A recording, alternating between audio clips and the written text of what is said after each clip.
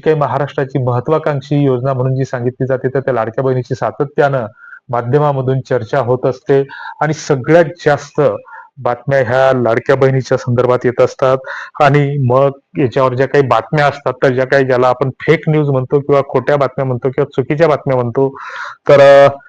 बरेच असे बातम्या देतात की या 12 जिल्ह्यामध्ये किंवा या 10 जिल्ह्यामध्ये पैसे जमा होणार नाहीत, याच्यामध्ये काहीतरी घोटाळा झाला, असं झालं, या 10 बँकांना पैसे जमा होणार नाहीत, बँकात पैसे असतील तर पटापट काढून घ्या, नाही तर तुमच्या खात्याला होड लागेल. अशा विपर्यस्त आणि चुकीच्या बातम्या तुम्ही जर एखाद्या सोशल मीडिया प्लॅटफॉर्मवर लाडकी बहीण जर टाईप करून सर्च केलं, तर सातत्यानं जवळपास 1 महिनाभरापासून त्या बातम्या फिरत आहेत की आज लाडक्या बहिणीला 17वा हप्ता जमा झाला, 17, 18, 19 हे हप्ते एकत्र जमा झाले,